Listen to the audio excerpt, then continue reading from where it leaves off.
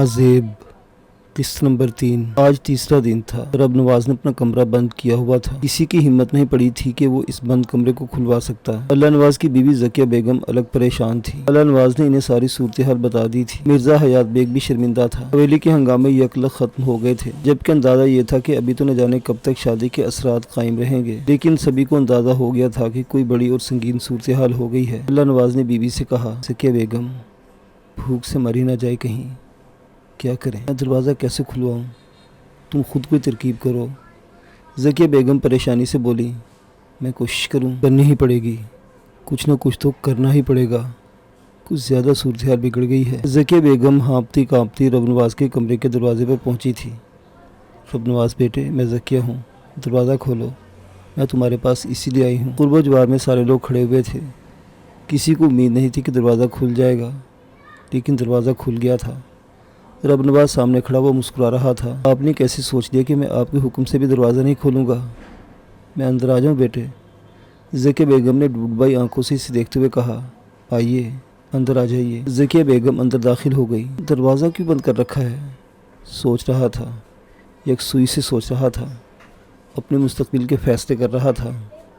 दरवाज़ा बंद रखना था मुझे अभी, लेकिन आपका मुकाम बहुत बड़ा है मेरी निगाहों में, क्योंकि आपने मेरी माँ ना होने के बावजूद मेरी परवरिश की है, बेलौस बेगर्ज, और वो भी इस तरह के कम अज़ कम होश संभालने के बाद से अब तक मुझे एहसास नहीं हो सका कि आप मेरी माँ नहीं हैं। बेटे, मैं उस वक्त भी तुम्हारी माँ थी और अब भी तुम्हारी माँ हूँ। हाँ, नहीं, मुझे माफ़ कीजिएगा मोहतरम खातून, आप मेरी माँ नहीं हैं। मेरी माँ तो हीरा मंडी की एक तवाइफ थी। अफसोस, मुझे मेरी माँ के बारे में कभी नहीं बताया गया। किसी ने इंसाफ से काम नहीं लिया, आपने भी नहीं। सुनो, मुझे मुर्दे इल्ज़ाम न ठहराओ, मैं भी साफ गुफ्तगू करने की आदी हूँ। तुम्हें मेरी आगोश में दिया गया था और हुक्म दिया गया था कि मैं इस तरह तुम्हारी मोहब्बत में डूब जाऊँगे, कभी तुम्हें एहसास ना हो सके कि मैं तुम्हारी माँ नहीं हूँ। मुझे बताओ, क्या करना चाहिए था मुझे? हुक्म देने वाले मेरे सरपरस्त थे, मैं कैसे इनकार कर सकती थी? मेरा कसूर बिल्कुल नहीं है बेटे, मुझे कसूरवार मत ठहराना, बिल्कुल नहीं, कसूर किसी का नहीं है। लेकिन सारा इमेज ख़त्म हो गया मेरा यूनिवर्सिटी में। मुझे लोग आला नस्ल का एक फ़र्द कहा करते थे। अल्लाह नवाज शाह, मुजफ्फरगढ़ के मालिक, वज़ीर मेहनत का बेटा रब नवाज, एक आला नस्ल का आला फ़र्द। अगर बुज़ुर्ग खातून, वो तो एक तवाइफ़ज़ादा है, हीरा मंडी की तख्लीक, वो एक इज़्ज़तदार शख्स कहाँ से हो सकता है? आप मुझे बताइए, दुनिया से कैसे मुँह छुपाऊँ? ख़ुदकुशी कभी नहीं करूँगा, क्योंकि बहरहाल मेरी माँ भी मेरी माँ ही थी।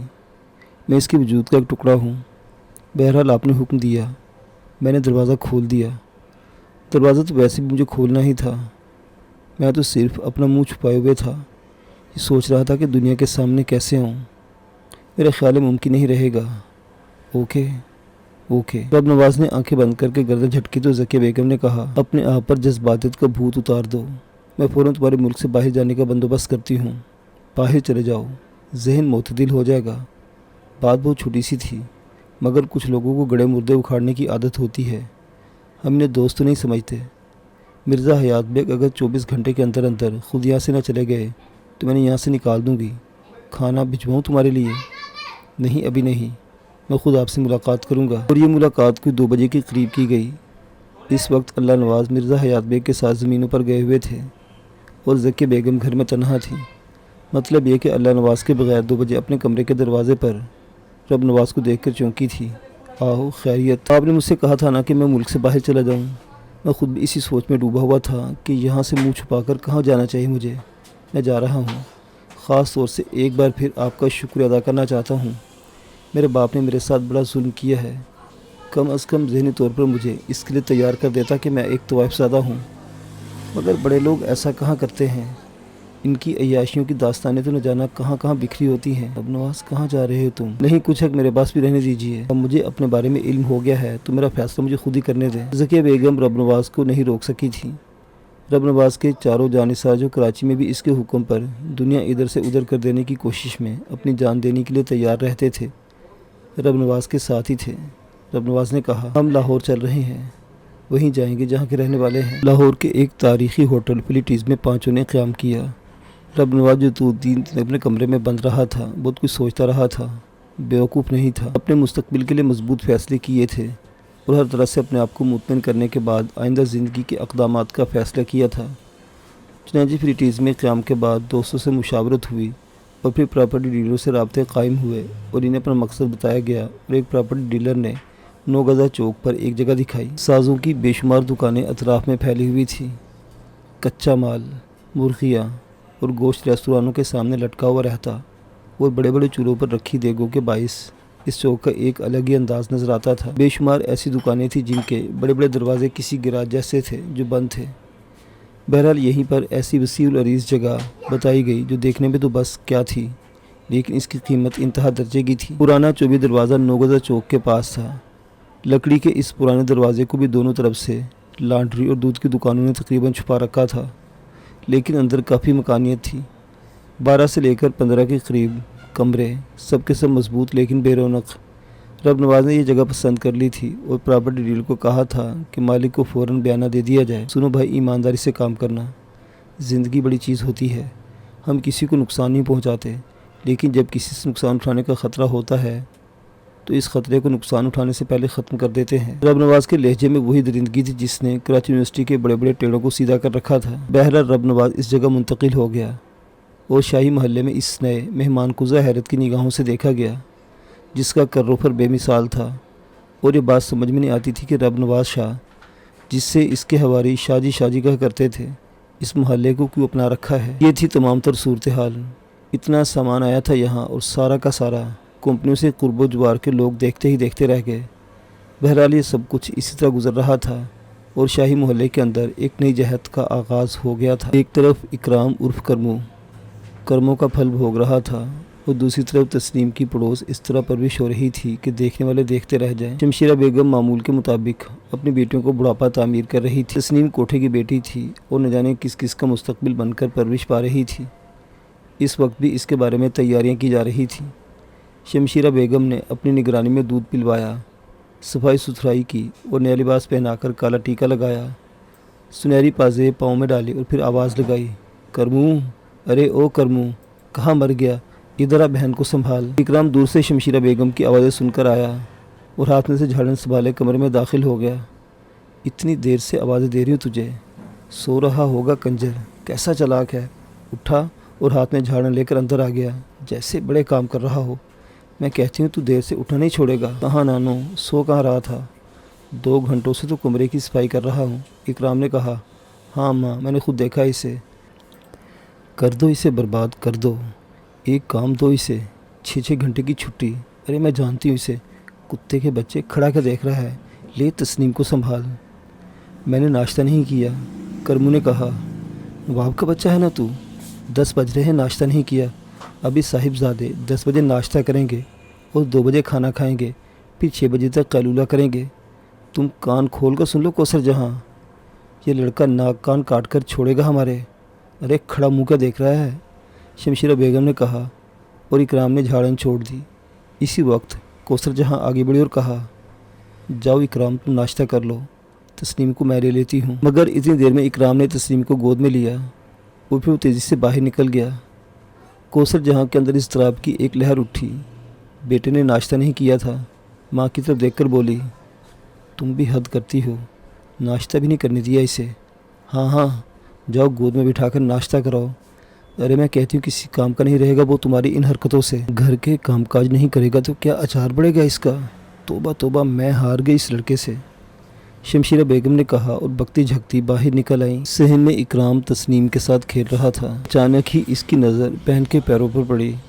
سنہری گنگا جمنی پازیب ننھی سی تسنیم کے پیروں میں چمک رہی تھی۔ اکرام کی نیلی آنکھوں میں غصے کی چمک پیدا ہو گئی۔ شمشیرہ بیگم اسے گھورتی دوسرے کمرے میں چلی گئی۔ سازندے غلام شاہ اور حاجو ایک طرف بیٹھے اپنے کسی کام میں مصروف تھے کہ چھن کی ایک آواز آئی اور سونے چاندی کی گنگا جمنی پازیب دیوار سے ٹکرائی۔ دونوں اچھل پڑے تھے۔ ابھی صورتحال پوری طرح سمجھ میں نہیں آئی تھی کہ دوسری پازیب بھی دیوار سے ٹکرائی اور غلام شاہ اچھل کر کھڑا ہو گیا اور غراہے ہوئے لہجے میں بولا، ابے گرمی چڑھ گئی ہے کیا دماغ میں؟ یہ کیڑے کھل بلا رہے ہیں، یہ کیوں اتار کر پھینکی ہے تو نے؟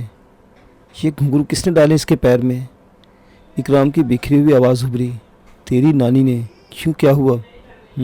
نانی، اکرام نے کہا اور تسنیم کو لے کر چھت پر جانے والی سیڑھیوں کی طرف چل پڑا۔ غلام شاہ اور حاجو کچھ نہیں سمجھ پائے تھے، لیکن حاجو نے غصے سے پازیبیں اٹھائی اور شمشیرہ بیگم کے پاس پہنچ گیا۔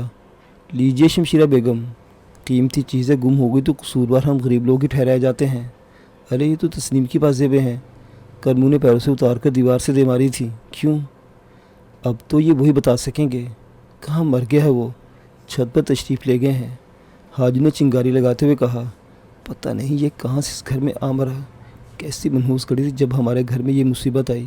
سنو غلام شاہ، آج اس کتے کے پلے کی تھوڑی سی مرمت کر دو، روگ بن گیا ہمارے گھر بھر کے لیے۔ دیکھو سینکڑوں کی چیز اتار کر پھینک دی جیسے بڑا نواب کا بچہ ہے۔ حد سے گزر گیا یہ شمشیرہ بیگم، ایسے حرکتیں کرتا ہے کہ ہم تو بچہ سمجھ کر چھوڑ دیتے ہیں، مگر بڑھتی ہی جا رہی ان کی اس کی حرکتیں۔ یہ بلاؤ ذرا کتے کو۔ اور پھر غلام شاہ اکرام کو آوازیں دینے لگا۔ کیا بات ہے؟ اکرام نے کہا اور نیچے آ گیا۔ شمشیرہ بیگم غصے سے دانت کچکچا رہی تھی۔ انہوں نے آگے بڑھ کر اس کے سنہرے بال پکڑ لیے اور پھر اس کی گود سے تسلیم کو لے لیا۔ یہ پازیبیں تم نے اتار کر پھینکی تھی؟ ہاں۔ کیوں؟ غلام شاہ غرایا۔ نہیں بتاتا، اکرام بولا، اور غلام شاہ کا تھپڑ اس کے رخسار پر پوری قوت سے پڑا۔ اکرام پیچھے ہٹ کر دیوار سے ٹکرایا تھا۔ کیوں اتاری تم نے یہ؟ نہیں بتاؤں گا، اس نے اسی انداز میں کہا۔ آنکھوں میں آنسو چھلک آئے تھے۔ غلام شاہ نے آگے بڑھ کر لات ماری تو وہ اچھل کر دور جا گرا۔ بول، کیوں اتاری تھی؟ نہیں بتاؤں گا، کبھی نہیں بتاؤں گا، اکرام نے غصیلے لہجے میں کہا۔ اسی وقت کوثر جہاں باہر نکل آئی۔ غلام شاہ نے اکرام کا گریبان پکڑ کر اسے کھڑا کیا اور بولا، نہیں بتائے گا تو؟ نہیں بتاؤں گا، وہ بھر کر بولا، اور غلام شاہ نے ایک زوردار تھپڑ اس کے رخسار پر جڑ دیا۔ اسی وقت کوثر آگے بڑھائی۔ ارے رے، دماغ خراب ہو گیا کیا تمہارا؟ پاگل ہو گئے کیا؟ کیوں مار رہے ہو اسے؟ اور تم دیکھ رہے ہو اماں، دیکھ رہے ہو تم؟ کوثر جہاں غرا کر آگے بڑھی اور اس نے اپنے کمزور ہاتھوں سے غلام شاہ کو دھکا دیا۔ بتاؤ کیوں مارا تم نے اسے؟ وہ غصیلے لہجے میں بولی۔ مجھ سے پوچھو، رئیس صاحب کو یہ پازیبیں پسند نہیں آئیں، اٹھا کر دیوار پر دے ماری، اور پھر اوپر سے زبان چلائی جا رہا ہے۔ غلام شاہ پیچھے ہٹ جاؤ ورنہ میں تمہارا سر پھاڑ دوں گی۔ اچھا کر رہی ہو تم اماں، خدا کا خوف بھی نہیں رہا تمہارے دل میں؟ معصوم سے بچے کو اس بھیڑیے سے پٹوا رہی ہو۔ تم مر کیوں نہیں جاتا اکرام؟ مر کیوں نہیں جاتا تو؟ کیوں جہاں اپنی زندگی کھو رہا ہے؟ بھاگ جا یہاں سے، مار ڈالیں گے یہ لوگ تجھے یہاں۔ کوثر جہاں زاروں کتار روتی ہوئی بولی اور پھر اکرام کو ساتھ لے کر اندر چلی گئی۔ یہ اچھی بات ہے، پہلے تم ماں بیٹی فیصلہ کر لو کہ کرنا کیا ہے، پھر مجھ سے کہا کرو بلا وجہ مجھے برا بنواتی ہو۔ غلام شاہ نے کہا۔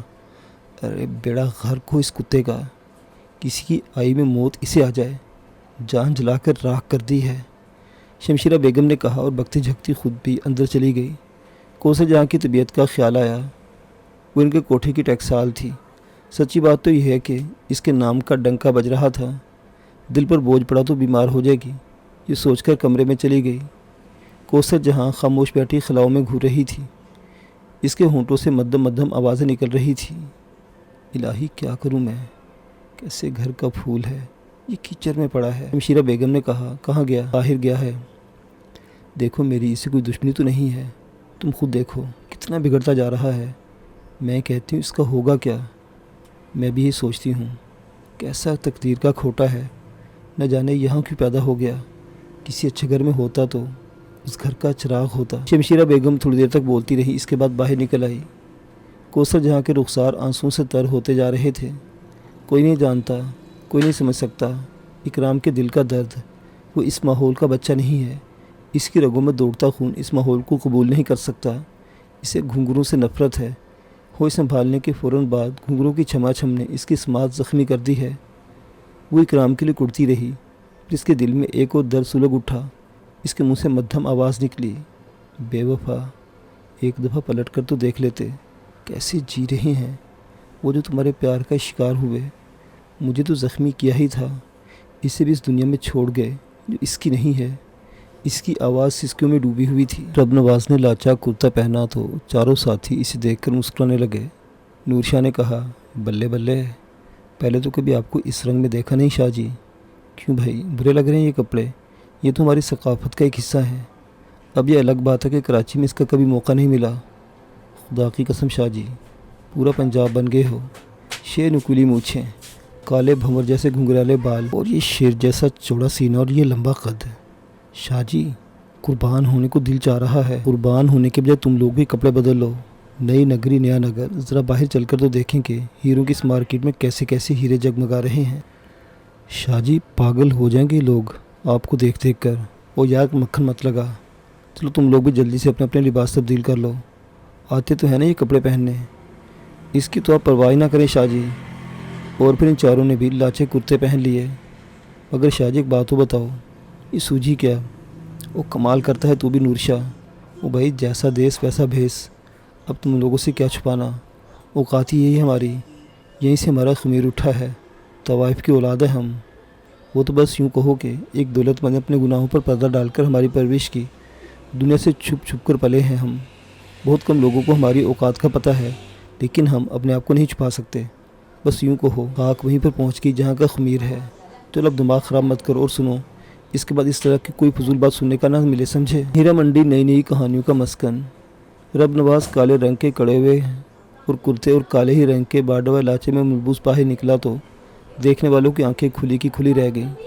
گورے رنگ پر سیاہ چڑھی ہوئی مونچھیں اور پھر لمبا چوڑا قد و قامت، ایک دوسرے کے کانوں میں سرگوشیاں ہونے لگیں۔ میں نے کہا نبی بخش سر دیکھنا انہیں، یہ کہاں کے جاگیردار چلے آ رہے ہیں؟ یہ وہی لوگ ہیں جنہوں نے پیلا کرائے پر لیا ہے، مگر ہے کہاں کے؟ کچھ پتہ تو چلے۔ پان کی دکان پر اکرام بیٹھا ہوا تھا، پان والے اس کی گاڑی چھینتی تھی اور وہ اسی کو اپنا دکھ درد سناتا تھا۔ اس وقت بھی دونوں باتیں کر رہے تھے کہ گاہک آ گئے۔ ذرا پان کھلاؤ، چوڑی چھاتی والے شخص نے کہا۔ پان والا پان بنانے لگا۔ کالی کرتی پہنے شخص نے، جو رب نواز کے علاوہ اور کوئی نہیں تھا، چاروں طرف نگاہیں دوڑائیں اور پھر اس کی نگاہیں پان کی دکان پر بیٹھے اکرام پر پڑی اور وہ اسے دیکھتا رہا۔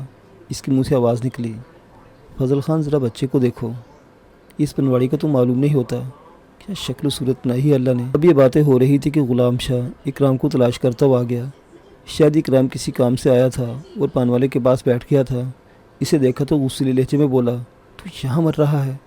کب سے پان منگوائے تھے شمشیرہ بیگم نے، ابھی تو ہوش میں آئے گا یہ نہیں۔ غلام شاہ نے اکرام کا کالر پکڑ کر اسے نیچے گھسیٹ لیا اور پھر اس کا اٹھا ہوا ہاتھ درمیان میں رک گیا، کیونکہ اس کے ہاتھ کی کلائی پکڑ لی گئی تھی۔ دماغ میں کوئی کیڑا کاٹ رہا ہے؟ یہ بچہ اس قابل ہے کہ تم اس پر اپنے یہ کھرپے جیسے ہاتھ اٹھاؤ؟ کون ہو تم؟ مطلب کیا ہے تمہارا؟ غلام شاہ نے ہاتھ چھڑانے کے لیے زور لگایا، جس میں ناکام رہ کر حیران رہ گیا۔ لمبا چوڑا طاقتور آدمی تھا، کسی کی مجال نہیں تھی کہ اس کی کلائی اس طرح روک لے۔ میں سمجھا رہا ہوں بالے، ان رخساروں پر تو شبنم بھی گرے تو پھسل جائے، اور تم ان پر اپنا یہ کلہاڑا مار رہے ہو؟ ہاتھ چھوڑو، غلام شاہ نے غرا کر کہا اور ایک زوردار جھٹکا اپنے ہاتھ کو دیا، لیکن دوسرے ہاتھ میں جنبش بھی نہیں ہوئی تھی۔ البتہ رب نواز کے ہونٹوں پر مسکراہٹ پھیل گئی۔ واہ، چھڑا لو کاکے، چھڑا لو، ہم نے کوئی روکا ہے؟ ویسے ہمارا مشورہ ہے کہ معافی مانگ لے اس بچے سے، بات بگڑ گئی تو پھر بنے گی نہیں۔ قرب و جوار کے لوگ جمع ہو گئے تھے۔ اس دوران اکرام موقع پا کر کھسک گیا تھا۔ محلے کے کچھ بدماش آ گئے اور ان میں سے ایک نے سینہ تان کر کہا، کیا ہو گیا شاہ جی، کیا بات ہے؟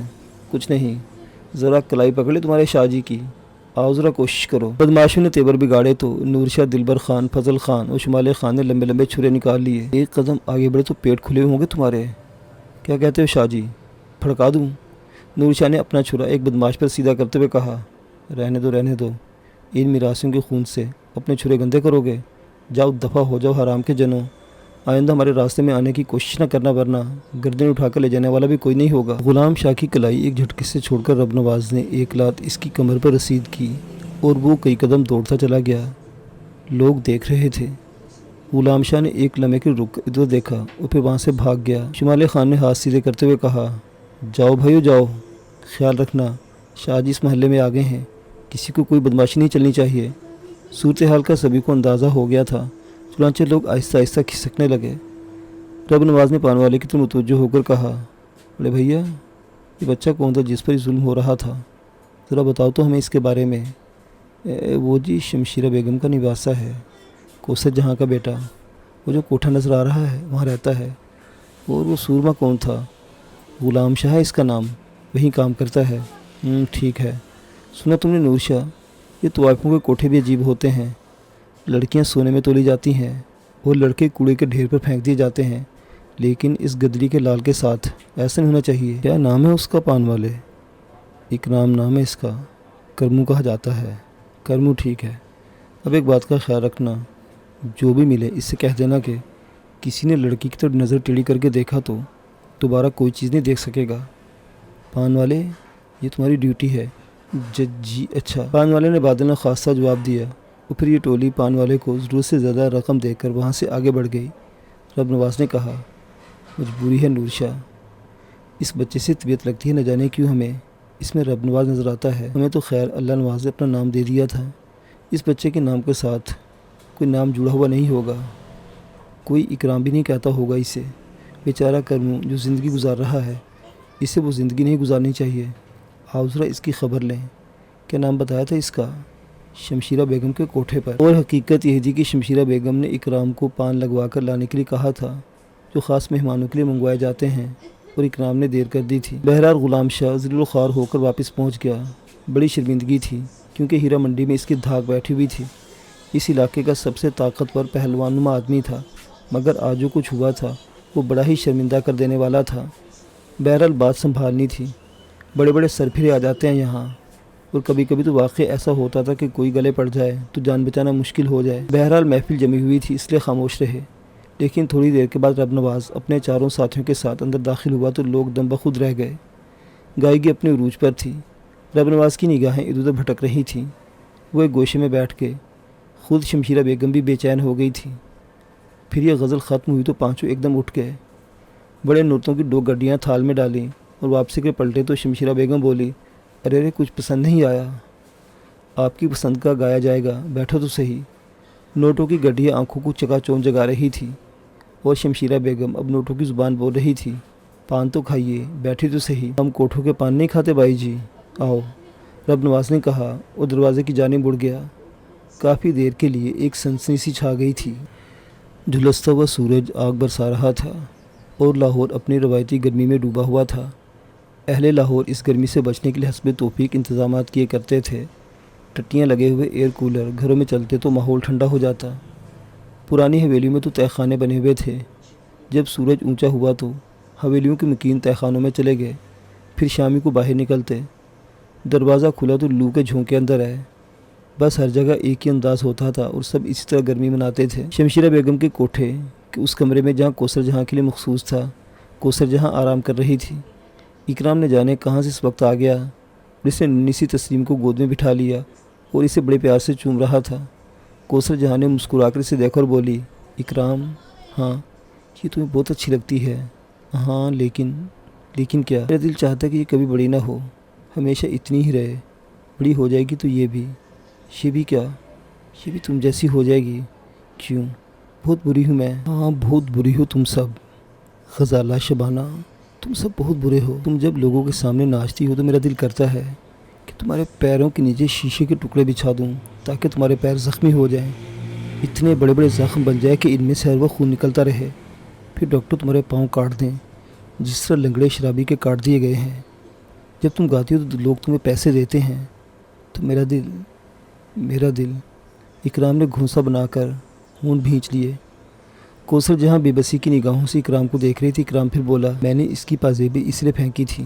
سنو باجی، اسے پازیبیں کبھی مت پہنانا، ان میں گھنگرو بجتے ہیں باجی، اس کے پیروں میں گھنگرو بجتے ہیں، میں اس کے پیر کاٹ دوں گا چھری سے۔ میری بات غور سے سن لینا، ایسا ہی ہوگا۔ اکرام کے لہجے میں ایک ایسا اظہار تھا کہ کوثر جہاں کانپ کر رہ گئی۔ اس کی آنکھوں میں نیلے شعلے ابھر رہے تھے، اور کوثر جہاں کو یوں لگ رہا تھا جیسے اکرام نہیں، وہ بول رہا ہو جس نے اکرام کو اس جہنم میں چھوڑ دیا تھا۔